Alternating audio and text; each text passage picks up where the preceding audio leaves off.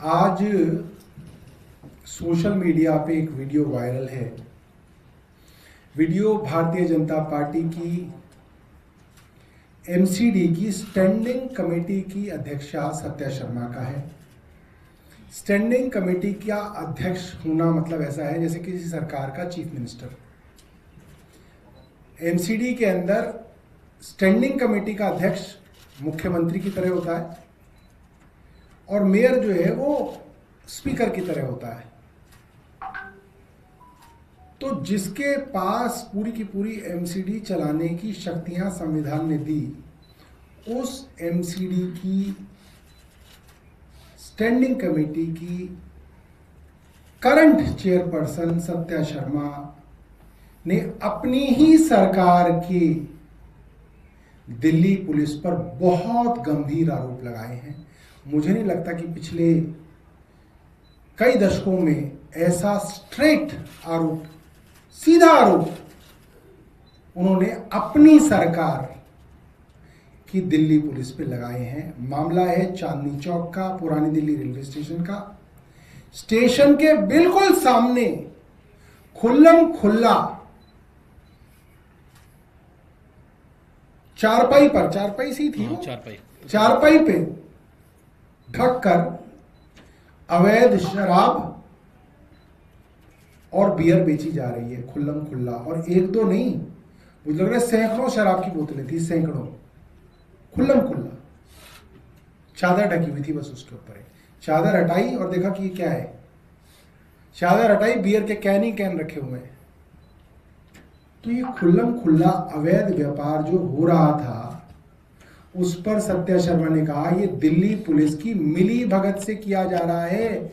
मिली भगत शब्द इस्तेमाल किया उन्होंने, मिली भगत।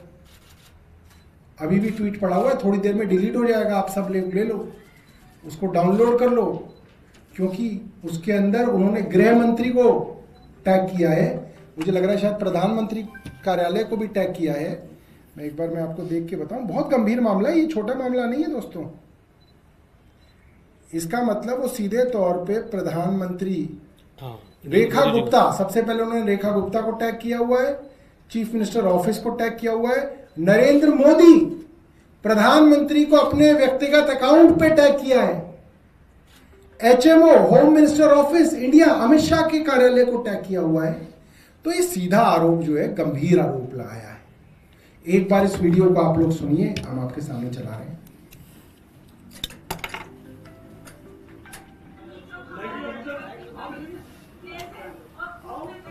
आवाज करो भाई, आवाज करो।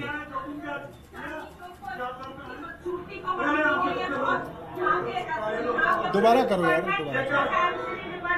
कोई भी कार्रवाई करने के लिए तैयार किया आपने।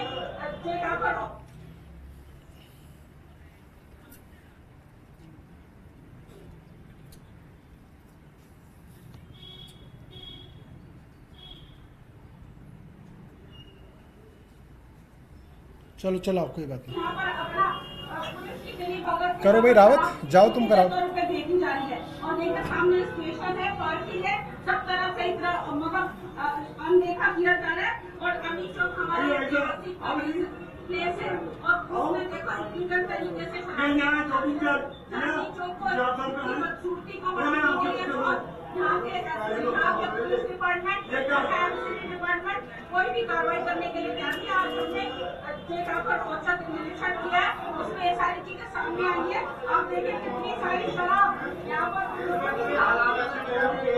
सारी शराब यहाँ पे निकाल के रखी है ना। तो यहाँ पर अपना पुलिस की मिली भगत से यहाँ पर शराब कितनी देर तौर पे देखी जा रही है। और देखिए सामने स्टेशन है, पार्किंग है, सब तरफ से मतलब अनदेखा किया जा रहा है। और आगे भी किसी तरह की पार्किंग लोगों ने लगा रखी है, दुकानें अनऑथराइज्ड लगा रखी, जहाँ पर नॉन फेयर और जो बाकी चीजें है बेचे जा रहे। और लगातार यहाँ पे देखो, आप देखिए दिल्ली की खूबसूरती के लिए क्या ये लोग कलंक के काम कर रहे हैं। चांदनी चौक का ऐतिहासिक प्लेस है जिसको आपने ये बना रखे रखा है। नमस्कार। तो दोस्तों, साफ साफ सत्या शर्मा गृह मंत्री, प्रधानमंत्री, मुख्यमंत्री को टैग करके कह रही है दिल्ली पुलिस की मिली भगत से अवैध शराब का धंधा बीचों बीच चांदनी चौक की पार्किंग में चल रहा है। आज से करीब 5-6 दिन पहले की बात है। वजीरपुर के अंदर एक कोली समाज के बेटी की शादी में बारात आ रही थी। चाचा ने कुछ नशेड़ियों को कहा कि भाई रास्ता दे दो बारात के लिए। सब नशेड़ी और नशे बेचने वाले लोगों ने मिलकर चाचा की हत्या कर दी वहीं पे ईंट मार मार के, और दूसरे चाचा की हालत गंभीर है।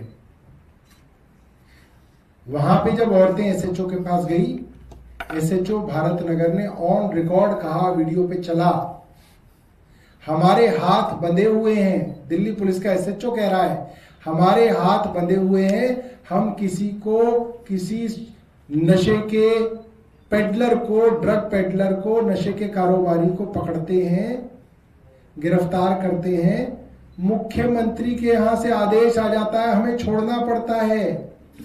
ये एसएचओ कह रहा है। और उसके बाद दिल्ली पुलिस क्या करती है? दिल्ली पुलिस कहती है ये एसएचओ का व्यक्तिगत बयान था। व्यक्तिगत क्या था? वो रेखा गुप्ता का रिश्तेदार है। एसएचओ रेखा गुप्ता के खिलाफ चुनाव लड़ता है। एसएचओ का क्या लेना देना है रेखा गुप्ता से? व्यक्तिगत बयान कैसे हो सकता है? एक आदमी पुलिस की वर्दी में 3 स्टार लगे हुए हैं, पुलिस थाने में, जो लेडी शिकायत करने आई उनको बोल रहा है कि भाई हम क्या करें, हमारे हाथ बंधे हुए हैं। तो इससे साफ हो जाता है। और ये जो 5 दिन बाद इनकी स्टैंडिंग कमेटी की चेयरपर्सन कह रही है दिल्ली पुलिस की मिलीभगत से हो रहा है, और दिल्ली पुलिस कह रही है हमारे हाथ बंधे हुए, हमारे ऊपर जो है मुख्यमंत्री ऑर्डर करती है। तो दिल्ली के अंदर जो नशे का धंधा चल रहा है वो बहुत बुरी हालत में है। सुल्तानपुरी, मंगोलपुरी, बवाना, कोंडली, सीलमपुर, त्रिलोकपुरी, सीमापुरी, ये तमाम वो इलाके जहाँ पे गरीब लोग रहते हैं, जहाँ पे जे कॉलोनीज हैं या रीसेटलमेंट कॉलोनीज हैं या अनऑथराइज कॉलोनीज हैं। खास तौर पे पूरा का पूरा वेस्टर्न और नॉर्थ वेस्टर्न दिल्ली, पूरा का पूरा ईस्टर्न और नॉर्थ ईस्ट दिल्ली इससे त्रस्त है। छोटे छोटे बच्चे नशा कर रहे हैं, छोटे छोटे बच्चे नशा करके हत्याएं कर रहे हैं, एक्सटॉर्शन कर रहे हैं, चाकू मार रहे हैं, जेब काट रहे हैं, लूट कर रहे हैं, लड़कियों को छेड़ रहे हैं, बलात्कार कर रहे हैं। तमाम क्राइम के अंदर आप देख लो, पता चलेगा छोटे छोटे बच्चे इन्वॉल्व हैं। 12 साल, 15 साल, 16 साल, 17 साल, नशा नशा नशा, सूखा नशा। तो हमने 18 तारीख को जब नए उपराज्यपाल दिल्ली में आए हैं, हमने देखा कि वो वसंत विहार की आरडब्ल्यू तक से मिल रहे हैं। भाई जब आप वसंत विहार की आरडब्ल्यू तक से एक एलजी मिल सकता है तो आप अपोजिशन पार्टी से तो मिलिए। दिल्ली की अपोजिशन पार्टी आपसे मिलने का समय मांग रही है और ये कह रही है कि आपकी दिल्ली पुलिस जो आपके अधीन आती है, सीधा सीधा एलजी साहब के अधीन आती है, उसका एसएचओ आरोप लगा रहा है कि मुख्यमंत्री के जो तार हैं वो ड्रग माफिया से मिले हुए हैं, ड्रग कारोबारियों से मिले हुए। हम आपसे चर्चा करना चाहते हैं इस विषय में। 18 तारीख को हमने पत्र लिखा, आज 22 तारीख हो गई, एलजी साहब के यहां से कोई जवाब नहीं आ रहा है। आज हमने दोबारा उनको रिमाइंडर भेजा है, आज दोबारा ट्वीट करके भी हमने रिमाइंडर भेजा है। हमने उनको कल ये भी लिखा था कि आप वीरेंद्र सचदेवा जी से मिल लिए। वीरेंद्र सचदेवा जी क्या हैं? एक पार्टी के अध्यक्ष ही तो हैं, वो कोई एमएलए तो नहीं है, एमपी तो नहीं है, मंत्री तो नहीं है, सांसद तो नहीं है। जब आप वीरेंद्र सचदेवा जी से मिल रहे हैं तो आप आम आदमी पार्टी के दिल्ली के अध्यक्ष से क्यों नहीं मिलना चाहते हैं?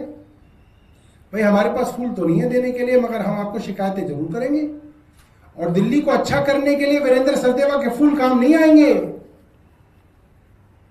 हमारे पास 1500 रुपए के कौन सा पसंद है नए वाले एलजी को? पुराने वाले को ट्यूलिप पसंद थे, इन्हें क्या पसंद है हमें नहीं पता, मगर हम आपके लिए 1500 रुपए के लिली नहीं खरीद सकते एलजी साहब। ना आपसे मांगेंगे कि हमें लिली दे के आओ। लिली का खेल ना खेलते हम तो आपके पास आएंगे और सच्ची शिकायत लेके आएंगे कि इसके ऊपर कार्रवाई कीजिए। कार्रवाई की मांग करने वाले, सवाल उठाने वाले, सत्ता से प्रश्न करने वालों से एलजी साहब नहीं मिलेंगे, लिली लिली का खेल करने वालों से मिलेंगे।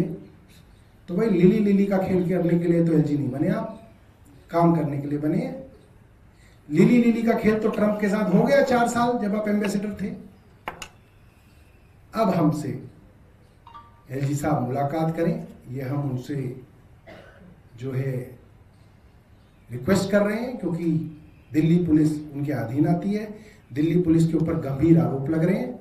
मेरे साथ कुलदीप कुमार जी हैं, कोंडली से विधायक हैं और दिल्ली का एक बड़ा दलित चेहरा है, उनकी लड़ाई लड़ते हैं, अंबेडकर जी के लिए जो है आवाज उठाते हैं। तो मैं कुलदीप भाई से भी कहूंगा वो अपनी बात रखें।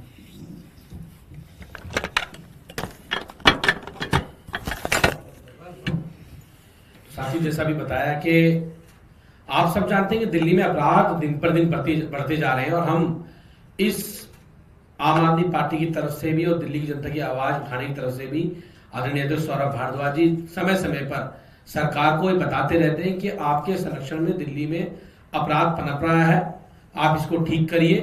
लेकिन सरकार अपनी जिम्मेदारियों से भागने का काम कर रही है और दिल्ली में अपराध इस लेवल पे बढ़ने शुरू हो गए हैं कि अब तो दिल्ली में हत्याएं हो रही हैं, खुलेआम हत्याएं हो रही है दिल्ली के अंदर, और सरकार मौन है क्योंकि सरकार की मुख्यमंत्री रेखा गुप्ता जी के संरक्षण में दिल्ली में हत्याएं हो रही हैं और वो जवाब नहीं दे रही है इस बात पे।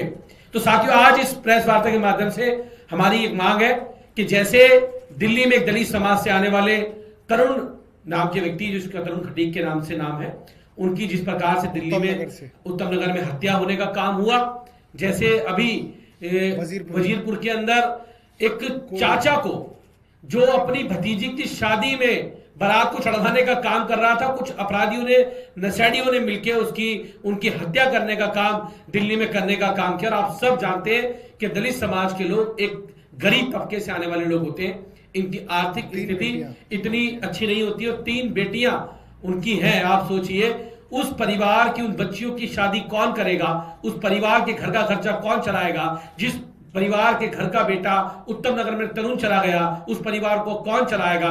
तो आज हम दिल्ली की रेखा गुप्ता सरकार से मांग करते हैं कि मुख्यमंत्री जी, आप मिलने तो नहीं गए उस परिवार के पास, लेकिन आप उस परिवार को तुरंत प्रभाव में 1 करोड़ रुपए का मुआवजा राशि देने का काम करे। दिल्ली सरकार उन दोनों जो हत्याएं दिल्ली, क्योंकि वो जो हत्याएं हुई हैं वो इनके प्रशासन के फेलियर की वजह से हुई हैं। दिल्ली में अपराध पनप रहा है, नशा पनप रहा है, मुख्यमंत्री लगाम नहीं लगा पा रही है, सरकार विफल हो चुकी है। इनकी लापरवाही की वजह से उनकी हत्या होने का काम दिल्ली में हुआ है। तो मैं सरकार से मांग करता हूं कि तुरंत प्रभाव में मुख्यमंत्री 1 करोड़ रुपए का मुआवजा उनको देने का काम करे, पीड़ित परिवार को 1-1 करोड़ दोनों को देने का काम करे और उसके बाद परिवार के किसी भी एक सदस्य को सरकारी नौकरी, जैसे सरकारी दीदी आई है, आप देने का काम करें। तब हमें लगेगा कि आप कम से कम उस परिवार के लिए, उस घर के लिए, उनकी आर्थिक स्थिति को लेकर मुख्यमंत्री जी चिंतित हैं। तो आप तुरंत प्रभाव में सरकारी घोषणा करने का काम करें कि उन दोनों परिवारों को 1-1 करोड़ रुपए और सरकारी नौकरी देने की व्यवस्था सरकार करने का काम करे। देखिए, जैसे कि कुलदीप भाई ने कहा, ये बहुत स्पष्ट है। जिस तरीके से उत्तम नगर में तरुण खटीक की निर्मम हत्या की गई,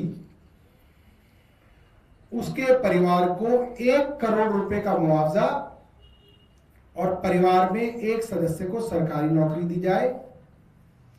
जैसे वजीरपुर में कोली समाज के एक इलेक्ट्रीशियन, जिसकी 3 छोटी छोटी बेटियां हैं, एक नर्सरी में थी, एक शायद दूसरी में है और तीसरी लड़की छठी में है। 3 बेटियों से मैं मिल के आया, उसकी 3 बेटियां हैं।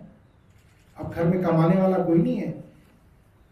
शायद 5 बाय 5 फुट का कमरा था जिसमें मैं गया था, 5 फुट बाय 5 फुट का। उनके परिवार में एक सरकारी नौकरी और 1 करोड़ रुपए की मदद दी जाए। आपके अपने कार्यकर्ता पैर फिसल के यमुना में गिर के गुजर गया, करावल नगर में बुराड़ी के निकट, आपने उसको सरकारी नौकरी भी दी और मुआवजा भी दिया। अपने कार्यकर्ता को मुआवजा और सरकारी नौकरी, और दलित के बेटे को, जिसकी 3 बेटियां हैं, एक नर्सरी में, एक दूसरी में, एक छठी में, उसको आप मिलने का भी समय नहीं दे रही हैं। उत्तम नगर में तरुण गुजर गया, उसको 1 करोड़ रुपया नहीं दे रहे हैं, उसको सरकारी नौकरी नहीं देनी है। ये पैसा कोई रेखा गुप्ता के बाप का नहीं है, ना कपिल मिश्रा ने फैक्ट्री के अंदर कमाया है पैसा, ये दिल्ली वालों के टैक्स का पैसा है। अगर दलितों के परिवारों को ये पैसा नहीं दिया तो रेखा गुप्ता की सरकार की ईंट से ईंट बजाएंगे हम। क्यों कुलदीप भाई? बिल्कुल। रेखा गुप्ता इस मुखालते में ना रहे, ईंट से ईंट बजाई जाएगी उनकी सरकार की अगर तरुण के परिवार को 1 करोड़ रुपया नहीं दिया रेखा ने, और अगर उस कोहली परिवार को 1 करोड़ रुपया और सरकारी नौकरी नहीं दी तो इनके होश ठिकाने, इनकी सरकार के होश ठिकाने लगाने आम आदमी पार्टी को आता है। और हम जो है इनसे जो है निवेदन नहीं करते रहेंगे, इनके खिलाफ बड़े बड़े प्रोटेस्ट करेंगे अगर नहीं करेंगे तो। बहुत बहुत धन्यवाद। सौरभ जी, आज एक हैशटैग बीजेपी के कार्यकर्ता उसको पोस्ट कर रहे हैं कि प्रधानमंत्री नरेंद्र मोदी जनसेवक हैं, उन्होंने 8,931 दिन as a chief minister, as a PM complete किए हैं, जो कि अपने आप में एक बड़ा कीर्तिमान है।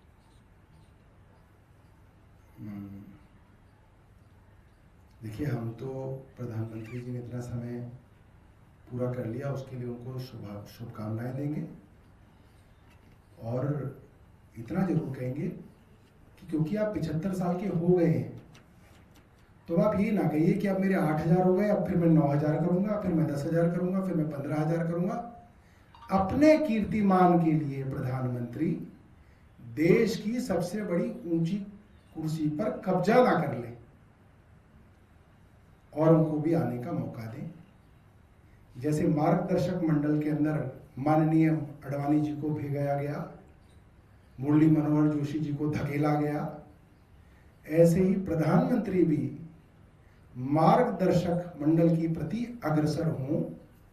इस रिकॉर्ड से देश का कोई फायदा नहीं हो रहा कि प्रधानमंत्री 10,000 दिन पूरे कर लें या 50,000 दिन पूरे कर लें उस कुर्सी पर।